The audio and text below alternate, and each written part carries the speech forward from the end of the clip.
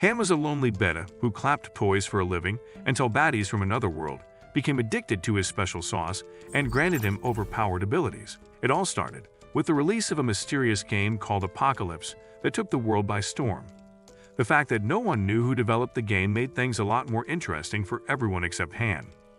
With his clap doll and posters keeping him occupied, he had no interest in gaming. After swallowing another liver-destroying can, he passed out on his bed, and moments later, a blue-haired hottie was straddling his glizzy. The alcohol made him too delirious to understand what was happening, but the moment her fish lips squeezed his sausage, he reached out and felt something incredible in his hands. After seeing the hottie, who was already about to explode, he shoved her away in fear and asked who she was. Ren told him she was from a certain group and apologized for her lack of control. Just then, a werewolf with a mutated sausage crashed in from the window and got blasted back out through the wall. Seeing that there were more wolves, Ren jumped out of the hole in the wall and told him to get his sausage prepped for round 2. Han had already started freaking out when his TV started talking to him. He demanded answers from the talking TV, and it claimed it was the developer of the Apocalypse game. Juan was on a mission to rule the world as the greatest AI system, and apparently, the game was only 10% of his abilities. When Han asked if he was behind the madness that had just happened, Juan told him that his game had broken through the dimensional barrier, merging both worlds in the process. As for Ren and the werewolves, they were characters in the game who wanted him because Juan had chosen Han to be the god of the game world after seeing a random picture on one of his socials. Since only characters from the game could cross the dimensional borders, Ren had come to take his man milk so she could birth a child that would help her people in the game world. Hearing that his sausage was now an interdimensional necessity, Han started getting his pelvic muscles active. Juan crushed his ecstasy by explaining that whoever got his special sauce first would either unalive him or chop off his sausage to prevent others from getting it. Han immediately grabbed his bag to escape, but it was too late as the first descent had already started. Thousands of portals had cracked through the atmosphere, and the civilians watched as various items came down from them. Seeing the state of things, Han knew running was impossible. He then looked down and saw Ren about to get her melons shredded by a giant wolf king. Seeing her condition, he told Juan to give him some gear since he was technically the god of the game world. Juan agreed on the condition that he would offer him some special services in return. His first performance with Ren was quite the show for Juan, so he gave him 30 points to get him started. With his points, Han got to choose an ability from 3 cards, and he chose to go with the skill card. The skill card gave him the explosion fist, and an equipped watch spawned on his wrist for activating the skill. Outside the building, Ren's clothes had been ripped to shreds by the wolf's claws, and she started saying her last words, expecting to be cut down. Just then, Han jumped down and charged at the wolf, bashing its jaw with his fiery fist and sending its skull deep into the ground. His alpha move spiked Ren's dopamine receptors, but then more wolves showed up, and she gave him a heads-up. Han easily took out the young wolves and charged straight for the king. With a blazing Superman punch to the gut, he cooked the king's insides and its code broke down, rewarding Han with experience points in the process. Moments later, Han was trying to patch up his wall while Juan kept asking him about the game. He was trying to get the AI to shut up when Ren asked if he was ready for the second round. Remembering what Juan had said about her plans for him, he made up an excuse to run away and told her to wait. He had just opened his door when he got pushed to the ground and stepped on. Special operations had shown up, and Agent Lin told him they were looking for a suspect. His focus was on her nether region, so she told her subordinates to begin the search. While the agents searched his place for Ren, Han couldn't figure out how she managed to get out so fast and told Agent Lin he had nothing to hide. She had noticed something in the apartment and went to check it out when Juan showed up on her walkie-talkie. Seizing the opportunity of a lifetime, Han slapped the out of her dump truck. He immediately tried to apologize for letting his intrusive thoughts slip out, but it was too late. She had found his Otaku doll and ordered her men to arrest him. Moments later, he was handcuffed to her car seat, still claiming that he was innocent when he saw an explosion right beside the car. A Japanese version of Doc Ock was phantom taxing the bank, and other powered people were terrorizing the civilians. Lin radioed headquarters for permission to engage the hostiles, but the director ordered her to stay out of it. When they got to HQ, Han was taken to the interrogation room with no info on a possible release. He had started feeling bad for himself when Juan showed up on the security camera and started roasting him for being a brain-dead wimp. While he yelled at Juan, Ren was at surveillance asking Akated if her plan to leave him out to dry was working. When he shoved her hand going nuts on the camera, she realized he was way more psychotic than she had anticipated. She was on her way to personally interrogate him when Tang showed up and started simping over her. After a brutal rejection, he tried to hit her with his irresistible Riz and Aura combo. Lin immediately went bipolar, threatening to make him disabled if he ever spoke to her again before slamming the door in his face, leaving him to the gossip queens who tore off the rest of his dignity with their deadly roasting. Lin demanded answers from Han in the interrogation room, but he kept playing dumb. Meanwhile, somewhere in the facility, Tang, who also had an equipped watch, got dressed after literally blowing out the backs of the gossip queens. Moments later, Tang was at the evidence storage unit asking Akated about the items they had just brought in from the descent. After the cadet told him where the items had been stored, he created a new hole in his body and went to collect the items from the shelves. After, some officers in the facility found the gossip queens and immediately reported to Director Wanshin. They had seen the security footage and knew it was Tang who was still somewhere in the building. Just then, a cadet came in and told them he was still at the evidence room. Director Wanshin immediately went into beast mode and led the operation to take Tang out.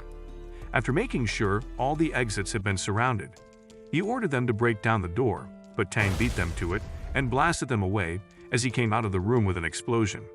The soldiers immediately showered him with bullets, but he activated a skill that covered him in impenetrable body armor. They tried using liquid nitrogen to take him out, but he used a flame skill to cancel its effects. Wanshin then ordered an immediate evacuation and charged straight for Tang by himself.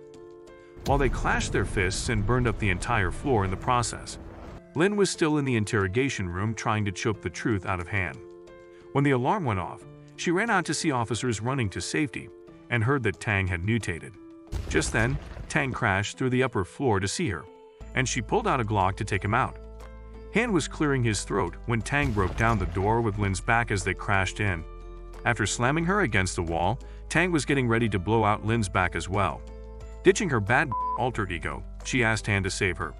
He was trying to make a swift exit and apologized to Tang for interrupting his workout with Lin. Han was about to leave the room when Wan copied his voice and challenged Tang with a quick roast. Tang got pissed off and gave him one last chance to escape with his organs intact.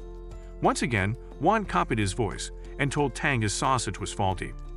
Before Han could explain things, Tang was already a couple of feet away with an armored fist, ready to smash his head in. Left with no option, Han gambled on a random skill and luckily got one at the sea level. The explosion from his skill pushed Tang back, giving him a chance to escape with Lin after blasting through the walls. Tang had finally found someone to spice things up and sent something out to hunt down Han. After getting to a safe location in the facility, they were both catching their breaths when Wan showed up on a screen and roasted Han for lacking balls. When Han told him about Tang's insane skill points, Wan reminded him that he only needed to put on a great show to get his points up and whatever equipment he wished for. When Lin asked about the talking computer's request, Han told her everything he knew, which made her understand why Tang had gone to such lengths for power. She was about to go find her dad, who she claimed would be able to handle Tang, when Wan pulled up security cam footage of him crossing over to the other side after Tang literally roasted him. Han stopped her from going to help him as Tang's Hydra Wolf was scoring the facility looking for them. She begged for his help to save her dad and promised to do whatever he wanted, so Wan told her to get him bricked. Lin wasted no time getting to work, but Wan told her she had to do more to make up for her lack of clap appeal. Feeling insulted, she pushed him down and took off the kitty cover, ready to hit him with the ultimate load-busting technique. After a lot of creaming, she asked for a break, and Wan decided that he had seen enough for the night. As she got cleaned up and got new points that took him to level 3, giving him advanced skills to choose from. But then they got caught. With no time to choose, Han decided to equip all the skills before the Hydra Wolf broke down the door. It charged straight for Lin, so Han protected her and dropped the wolf with a spine-shattering punch. Tang was outside the building at the time and watched as Han's punch created an explosion that split the building in half. He ran in with excitement to face Han, who didn't expect the skill combo to have such power. As Wan started rambling about the skill combo, Han hyped him up and grabbed Lin's hand to go save the officers in the facility. He was thinking about how he had finally found a way to use Wan when he saw an attack at the last moment and managed to block it while roasting Wan for being blind. Tang offered him a partnership, but Han declined without giving it a second thought and told him to move out of the way. Tang immediately went on the offensive, so he told Lin to go help her comrades while he focused on keeping himself alive. With his combat skills giving him the upper hand, Tang was punching way too fast for Han to keep up, but he managed to block it. His dragon fists then countered Tang's punch with 10 times the force, giving Han an opening he used to punch Tang straight through the wall. Shocked by his own strength again, Han had started hyping up Wan when he got grabbed by the shoulder and turned to see Lin's dad about to punch his head clean off. By then, Lin had made it to the rest of the wounded officers, and a nurse told her the director was looking for Tang. Han managed to dodge Wanshin's punch, and was checking to be sure it was him when he realized that the wall had crumbled from the force of his punch. Mistaking Han for Tang, Wanshin charged at him, and Han ran away, trying to explain who he was. Luckily, Lin showed up and told him to stop, snapping him out of his blind rage. Moments later, medics had shown up to help the injured officers, and Wanshin was back in his office getting cleaned up. He was briefed on the current situation by an officer who told them Tang had escaped during the heat of the destruction. Wanshin asked Han if he could get Wan to show up, and Lin assured her dad that Han wasn't lying about the AI after Han told him that it had decided to go offline. Wanshin told them Tang was a part of a group of people with power badges that made them a huge risk. He then decided to assemble a team to be on standby in case Tang came back and put Lin in charge of training prospects for the Special Operations team. When Han heard that he was going to be providing assistance to Lin, he tried to decline the offer. The director then suddenly vanished from his seat and stood behind him, reminding him that he had just destroyed the bureau office with a single punch, and clapped his daughter because a cultured eye with a personality issue had told him to. Later that night, Lin took him back to his place and asked him why he was trying to avoid working with her after everything that had already happened. Looking at her weird expression, he wondered what happened to the blood-hungry baddie that first arrested him as he opened his door. They had prepared a safe house where he would be safe from Tang, so she asked him to get his things quickly so they could leave. He had barely taken a step, and when he saw Ren ready to help him relieve the stress from his difficult night with her plot. After freaking out and explaining things to Lin, they left for the safe house. Once inside, she promised him safety and told him to reach out to her if he needed anything, as she lived right next door. When she pissed off Ren by giving her the room in the basement, Han told her that Ren could be a great addition to the team. She told him to do as he pleased before leaving to rest, and Ren immediately tried to get her rice cakes clapped. When he said he was tired, she asked if he didn't like her, so he promised her a workout later, and she left. Just then, Wan came back and offered to give him more points for clapping both of them at once. Han then asked him why he liked watching him clap girls if he was as powerful as he claimed. He then figured out that Wan probably didn't know how to clap. After making the game world as similar to the real one as possible, Wan sat on his throne and realized something. His creatures couldn't experience the pleasures of clapping. After a lot of attempts to find a solution, he realized that he was the problem, as he didn't even know what it felt like to clap. Unable to feel man's greatest pleasure, his only option was to watch Han and gather the data. Han tried to put him on some corn sites to help him learn the ways of the otaku, but Wan had a better solution.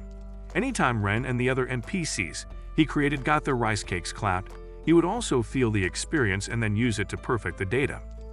Han then told him to close the descent gates since Ren alone would be enough for him to get the data.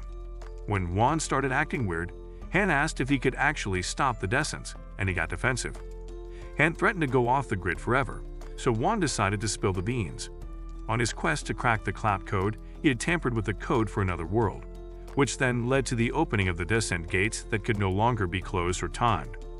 Their only hope was for him to finish gathering data to perfect the code. Tired from everything that had happened, Han turned in for the night, and when he woke up the next morning, he got scared when he realized that his clothes were missing. His fear went through the roof when he saw Ren beside him and asked how she got in after he locked the door last night.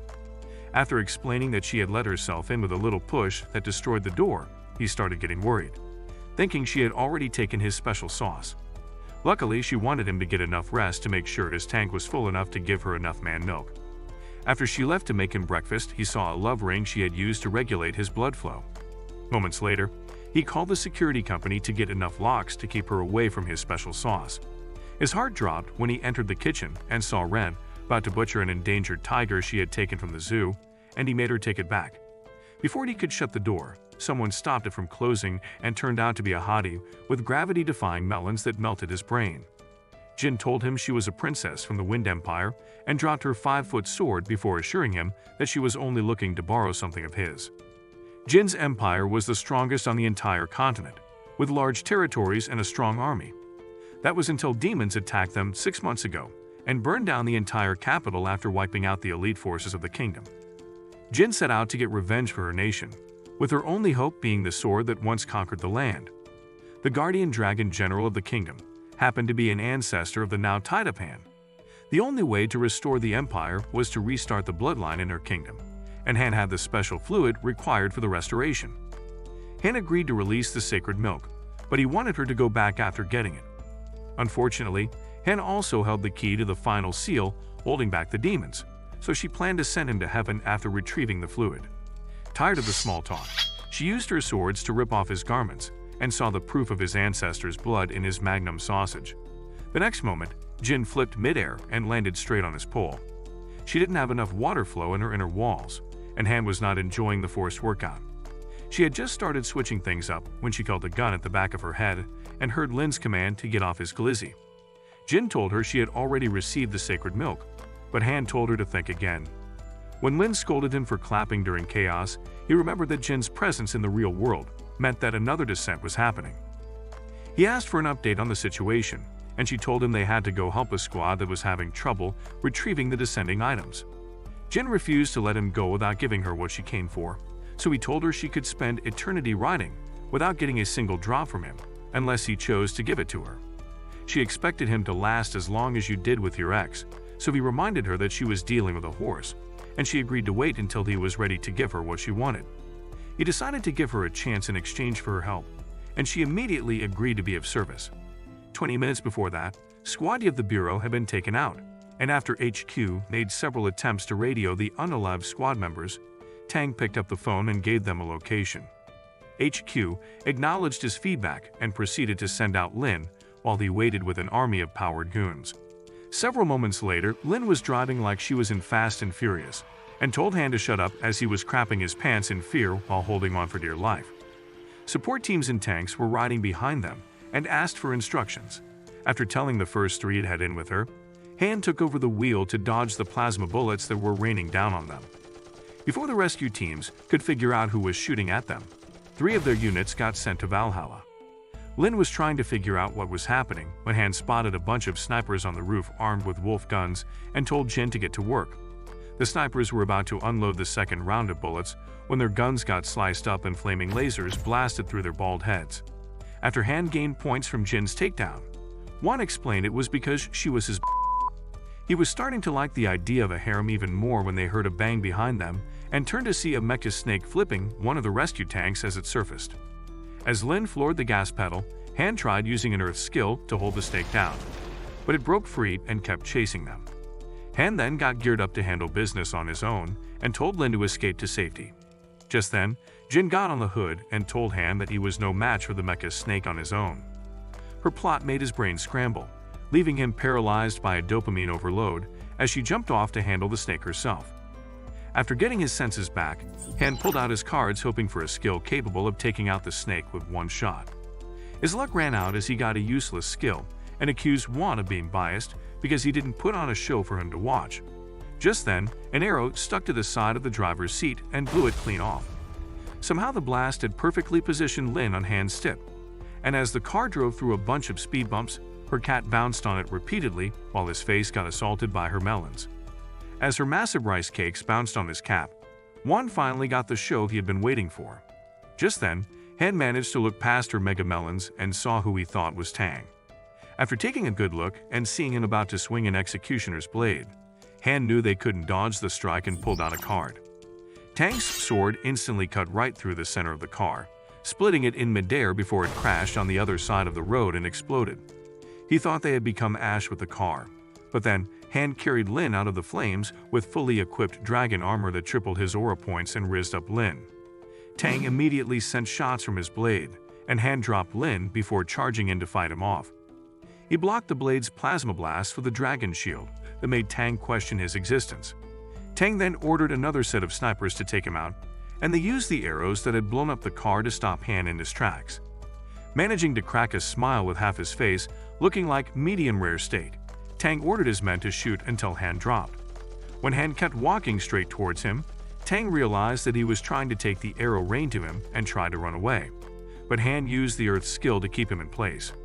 He immediately started yelling for his men to stop shooting, but they couldn't hear him and wondered why he wasn't moving. The snipers then thought he was trying to sacrifice himself for the cause and decided to increase their firepower to give him a proper send-off. Tang saw the arrows headed for him and prepared himself to join his ancestors. As the explosion slowly turned him to beef jerky, the snipers got roasted by a fire-breathing phoenix. Ren was its rider. Endless blast taking out Tang's defense. Han got ready to finish him off. Unable to get his armor bodysuit back up, Tang called for a timeout. Han responded to his request with a punch to the chest that opened a hole wider than your girl's overstretched plot. Seeing Tang's defeat from a skyscraper several blocks away, a real-life NPC told the guildmaster he was likely on his way to hell. President Bao, who had the kind of feat that could pay off your student loan debt with Feat Finder, told the NPC to focus on recruiting Han since he was clearly better than Tang. After checking to make sure Tang had completed the trip to the other side, Han ran off to answer Queen Lin. Moments later, Tang woke up on a medical table fully healed. Meanwhile, one of his boys had survived Ren's phoenix and was spilling the beans on the Silver Moon Guild. Lin was surprised to hear that a super-powered crime syndicate had already been formed, and when Han asked for his boss, the snitch told them he was not qualified to see the person in charge. Lin took him away to get the rest of the information down at HQ, and he started flirting to save his life. Just then, Ren grabbed Han's arm, asking for his thoughts on her epic save and a reward with his arm wedged deep in her melons. He told her to go help Jin, but she had already finished taking out the mecha snake and gave Han an extra 100 points. Despite getting a lot of points, his 2 card draws left him still stuck at level 3, so he had to stack up more points to avoid the aura dropping experience he had earlier. Later that day, he was back at the safe house, starving and looking for takeout he could order without emptying his pockets when Ren brought him a bowl of noodles. He wasted no time slurping it down, and she had started teasing him with plans for later. Jin also showed up with a plate of grilled oysters and a rice cakes as the main course. When they both started arguing like jealous housewives, Han lost his appetite. They were sizing up each other's melons when the bell rang, and Han went to answer, expecting it to be the takeout he ordered. He opened the door and saw a blonde chick with 2 massive milkers and bodyguards protecting her dump truck. She introduced herself as President Bao's personal secretary and invited him to a banquet on the president's behalf. As the bodyguard brought over a suitcase, he asked her which Bao she was talking about. After realizing it was the new billionaire CEO, Secretary Megan Milkers left, telling him to be ready by 6 for his pickup. As they drove off, he remembered getting rejected when he tried to get a job at their company and felt something was off with their unexpected invite.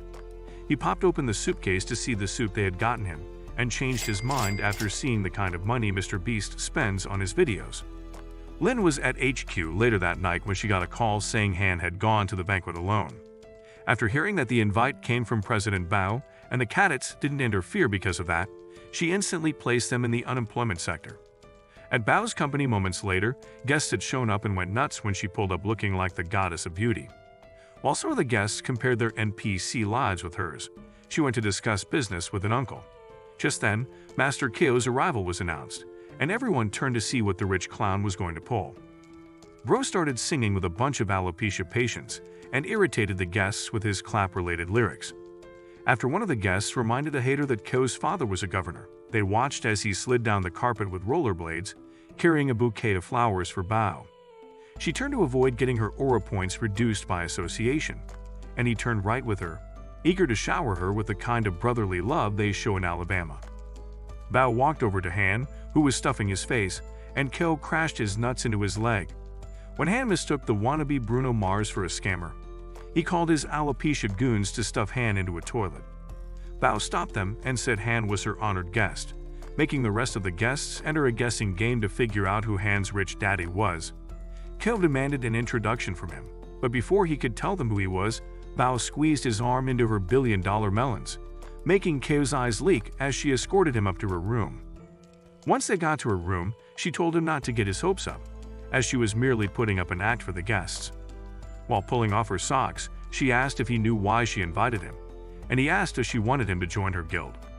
She didn't expect him to know who she was, which wasn't really hard to figure out, as she immediately sent the secretary Megan Milkers to him moments after he took down Tang. With her fish lips on display, she accepted that he was right about her identity and asked for a price for him to join the guild. He said the 5 million he found in the suitcase was enough for him and told her that she had to give him something else if she wanted him to join. The audacity to negotiate with her proved to her that she was right about him being better than Tang. She then asked if he knew about Apocalypse, and he played dumb, asking her to tell him about it. She had been keeping an eye on the game since it blew up and still couldn't manage to crack into its code after multiple attempts. As she hyped up the genius behind the game, Juan showed up on the screen and almost got Han exposed. Ever since the first descent, she had been gathering information and knew that all the supernatural items were from the game. His lack of surprise almost got him exposed again, but he managed to cover it up. Thinking he wasn't yet interested, she told him that she could predict the time and location of the next descent. He got surprised by her claim to know the location, since he thought it was a global thing, so she explained that while it was happening all over the planet, only certain regions were getting high-level items. From the last 2 descents, she had figured out a pattern to track the locations where the items would drop, and with that, she offered him a partnership that would take them both to the top of all existence. Outside Bao's room, Lin was hanging by a rope, trying to pull off the Black Widow suit, and radioed the active soldiers to get into position. Han deciding to join forces with Bao would have been a major L to them. Thankfully, he was a man of his word and turned down the smoke show billionaire while Lin watched, creaming in her suit as her heart skipped several beats. After rejecting her, Han left, telling Bao to shut down the guild or risk incarceration, and Secretary Megan Milkers asked if they needed to take care of him. Bao decided to let him keep his breath as she was convinced he would eventually belong to her. Outside the building moments later, Kel had been counting down the minutes, and when he saw Han walking out, he felt better knowing he couldn't have possibly had a good workout with Bao in such little time. Kel was hoping to see the kind of entourage that would show up to take Han home when he logged into a bike share app. Unable to believe that a peasant had entered his sister's room, Kel told his driver to get him, but after stepping on the gas, the car stayed in the same place. When they looked behind them, Tang was outside holding up the car's wheels and asked Kel for a chat. Later, Han made it home and saw Lin dressed like she was hungry for a rough clapping.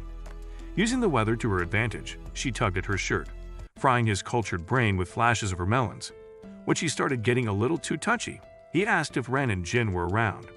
She then cracked the wall with her fist and made it clear to him that he was not getting out of clapping her. She wanted to give him a reward for keeping his promise earlier and felt certain they would have time to enjoy each other's company. Someone clearly didn't want that, as a missile was seconds away from blowing up the house. The close-in weapon system picked up the missile and blew it to bits, saving Han and Lin from having the last clap of their lives. While he was dealing with the shock, she radioed the team outside for an update. The attack was a short-range one, and with the safe house taking only minor damage, they were trying to track the launch location. In a clearing close by, Kel had seen that the missile failed and was freaking out about it, but Tang told him to chill as they had just found their target. Using one of his powers, he summoned a bunch of blast cicadas that immediately sent a rain of mini missiles to the safe house. By then, Lin was telling the cadets that the attackers likely had other weapons, and she was right, but all they could do was watch as the rain of missiles fell on the safe house, blowing it to bits. Seeing the blast, Kel felt he had finally punished Han, but then Tang told him to get into the car so they could wait for Han at the next location. He explained that Han was resistant to the Grim Reaper and needed special attention to be taken out, so they left. At what used to be the safe house, Han thankfully equipped the dragon armor in time. Moments later, Lin kicked in the door to a conference room in Bao's office, and when she asked what was happening, she flashed an arrest warrant naming Bao as a suspect for terrorism. Lin and her officers immediately got surrounded by Bao's goons as she explained that she wasn't going to be taken down easily. Just then, Han ran in and told them to chill out so they wouldn't enter the actual culprit's trap. As Lin asked why he was there, Bao asked if he believed her, and he said she could have taken him out earlier if she wanted to. With that, she agreed to come with them for his sake, making Lin feel utterly useless. The media networks immediately spread news of Bao's arrest, and in the interrogation room at HQ moments later, Lin started the questioning. While Bao played off the banquet invite as her way of flirting, Director Wanshin was outside asking Han if he was sure she was innocent. He believed that she wouldn't attack him just yet, since she wanted him to join the guild. When Wanshin asked for a possible suspect, Han said he was a lot more worried about why the suspect was trying to take him out. Meanwhile, Secretary Megan Milkers was back at the company about to enter a room when Tang showed up and asked if the future predicting system was in the room. Back at HQ, Han suspected that something was wrong, so when Wanshin asked for the next move, he decided to head back to Bao's company to keep an eye on her subordinates. Just then, a cadet ran in and told the director that the prison was under attack from superhumans aiming for the high-security inmates. Hearing that, Han suspected that they were the same people who attacked him and wanted to head out. But Wanshin called him back and told him a team had been prepped for him. The Thunder Squad cadets were all top-level officers, and they had also equipped special ability badges, which made them even stronger. After making Han their captain, he immediately put them to work. The entire prison was up in flames at that point as the inmates ran to freedom. One inmate wanted to get a quick one with a female cadet and got his face restructured by a blazing punch. Han had shown up with his team and ordered them to arrest the escaping inmates. With their badges giving them superpowers, they got to work, and moments later, they had rounded up the prisoners and informed Han. He asked about the powered raiders who started the breakout, and when they told him they couldn't find any of them, he realized it was a distraction. At Bao's company, Secretary Megan Milkers had been tied up while Tang got an update on Han's movements and decided to wait for him. Ket was worried about getting caught, but Tang promised to finish off Han, and moments later, Han got to the company with help from Ren. As they got inside and saw one of Bao's goons taken out, Tang showed up, shocking Han, who thought he was a goner. When Tang told him he had become immortal, Han decided to arrest him and charged at him with Ren. Tang suddenly activated a trap that captured both of them, and as Han tried to take him out with a kick, they got transported to a field.